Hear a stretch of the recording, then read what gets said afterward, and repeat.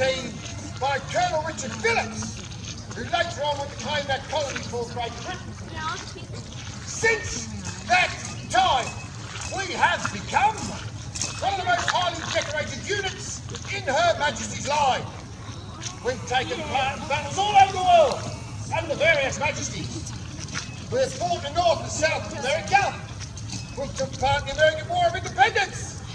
We have fought in Spain, the Iberian Peninsula. We have fought in the land of the Hindu and India, and the land of the Pharaoh and Egypt, to name but a few. Our greatest moment, arguably, is that of the Battle of Waterloo, where this particular regiment was personally congratulated by the Iron Duke himself, Duke Wellington, for their extraordinary bravery on the battlefield.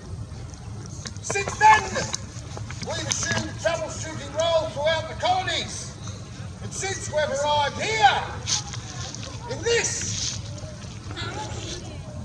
hot, dusty, God-forsaken part of the world, we've taken part in gold escort from here to the port of Melbourne. We've successfully transported over £53 million worth of gold. While we're here, we also took part in a small fracas that you locals insist on calling your Battle of Eureka Stockade. Wasn't much of a battle. It was over in 15 minutes. Those my...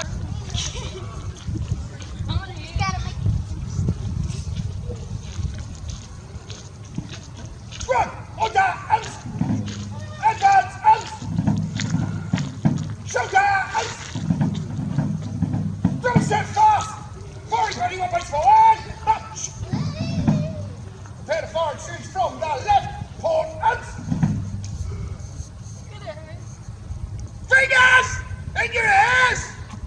Squad! Present! And... Number 1! Number 2! Bravo! Push up!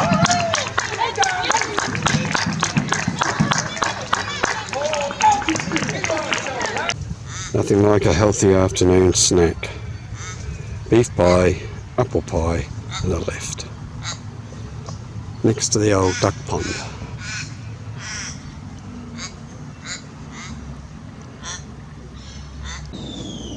It's now ready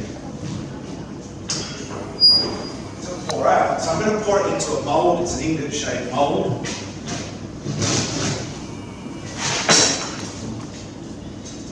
Folks, if you want to take pictures, please do. Just don't come any closer than you already are.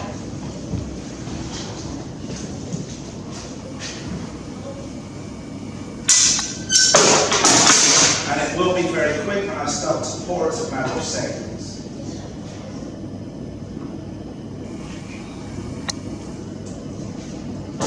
There we go.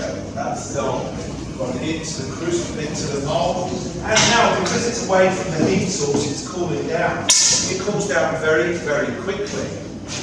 It cools down quickly because gold is so excellent at conducting heat. It's a property of gold.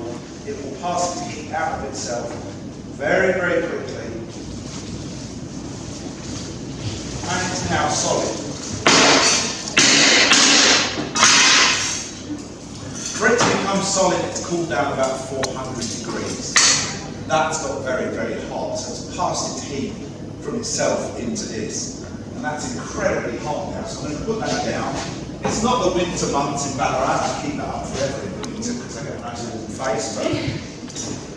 And also, just to prove the difference between the two materials, an iron will make your face very warm. A solid bar of gold, if I put my face there, I can just start to feel the heat. It's hot, but it's not as hot as that. It's twice the temperature. Conductive is, this thing is good at passing heat through conduction, through something touching it. Radiant heat energy, it's hot now, it's probably as hot as that, but it takes a long time because of the density. So we don't use gold for its radiant heat energy as such, we use it because it's a conductor. It is solid. The gold smelter didn't have to do this because he knew it was hot, but we as humans are very simple creatures that somehow pleasing to us, controlled fire.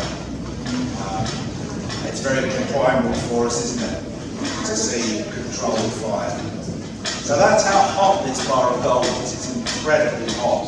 I mean, look, that's that part. It's incredibly hot. So I'd be foolish to pick that up, wouldn't I? But I know something about gold.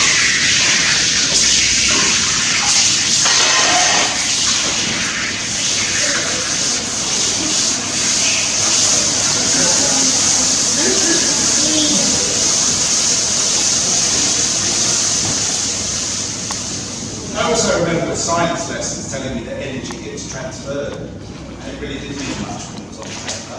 But we've just had a physical display of that. It turned into sound, it turned into heat. All I hear is hot. So the energy's been moved from one place to another, which should mean it's safe to pick up. Do you think it's safe to pick up? You're much nicer than the other group. They're like, yeah, pick it up. Pick it up, we don't care if it's a bird. As soon as it stopped making a noise, it was safe to pick up. And that went from perhaps 800 degrees to not even body temperature now. Interestingly, it's such a good conductor of heat that if I was to cool this right down, take the temperature of it, and then hold it for a long time, the temperature of this would probably go up because of my body temperature. That's how good a conductor of heat this is. It's incredible. So I've got some gold in my hand. It's pure gold. It's 3 kilograms of pure gold, and it's worth a little bit of money. How come you don't have a body go? You don't need it. Cameras all around us, sir. Cameras all around us. You'll be surprised. But that is pure gold. And yes, you're right. People, but you're in the museum, and you know, hopefully it was sensible enough. It's a lot of money, but realistically, if you're going to risk it for that, you better off trying to teach 10 times that much in the bank if you're really going to risk it. This is the 5 o'clock ferry just leaving at 5:15, absolutely chock-a-block. And these are all the leftover cars that just arrived, hoping to get on the 5 o'clock ferry, including me, but now we're waiting for the last ferry, which is 6 o'clock. And if you didn't make that one, that's it. So here's the 6 o'clock ferry. The last ferry of the night.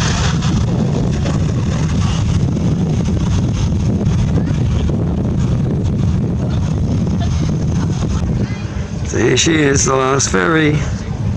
About to dock. And all these lucky people. These are the lucky last. Anyone who misses this has to drive 90 kilometres around Melbourne, or else wait till the morning.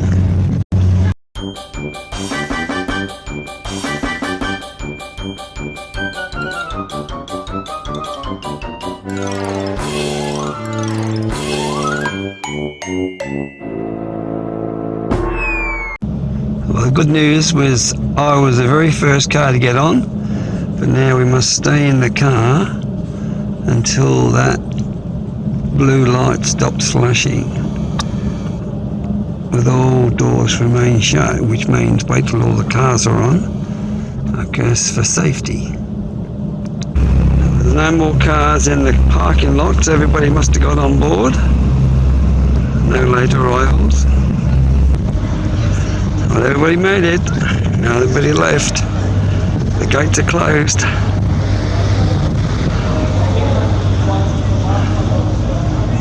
That's the motto. Nobody left behind.